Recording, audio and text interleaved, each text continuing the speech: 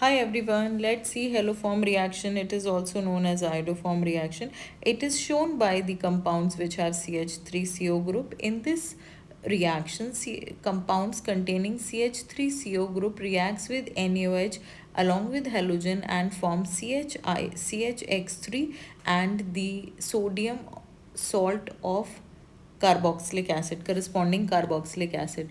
NaOH and X2 reacts together and form NaOX, which is sodium hypohalite, and HX. NaOX is an oxidizing agent because here you can see halogen is in +1 oxidation state. So along with CH3CO, the fourth valency of carbon could be satisfied by hydrogen, methyl, ethyl, or any other alkyl and aryl group. So this reaction is shown by a variety of compounds. Along with these ketones, we have alcohols also in which OH is connected to second carbon or second last carbon of the chain, and chlorine connected to second last carbon of the chain will also show this reaction. You can see that alcohol will be oxidized to ketone and chlorine will first replace by OH and then it will also get oxidized to ketone and then it will show the haloform reaction. This is the whole reaction.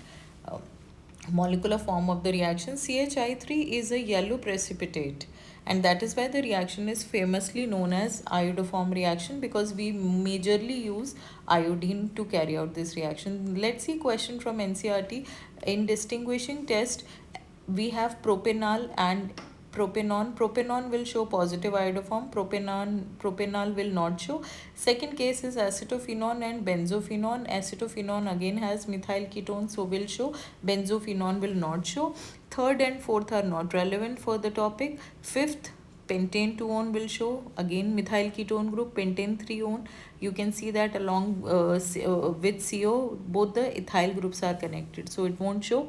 In sixth case, benzaldehyde and acetophenone, so again acetophenone will show. And in the last case, ethanol and propanol, so again ethanol will show and propanol will not show. One more question from NCERT textbook back exercise. We can see here carbon, hydrogen and oxygen percentages are given. Oxygen percentage we always calculate by the subtraction method. So first thing is that we have to find out the molecular formula, right? So molecular formula we will use by the simple method that we'll divide the relative percentages by the atomic weight, so we get the simple ratio of the atoms. So the molecular formula comes out to be C5H10O. Now they say that it doesn't reduce tolerance reagent. It means it is not an aldehyde, so it must be a ketone, because it is they are saying that it forms an addition product with sodium hydrogen sulfide, right? So it means, and also it is giving iodoform reaction, it means CH3CO group is there, so the remaining atoms are C3H7. So the formula of the compound becomes this is a pentane 2-one. Now according to Popov's rule, if we oxidize the ketone, then the smaller alkyl group will retain CO group, so the product will be ethanoic acid and propanoic acid, right? Now let's see another case. Here also they are saying that an alkene on ozonolysis form two compounds. Compound B gives positive Felling's test, it means it is an aldehyde, and again iodoform, it means it has a methyl ketone group.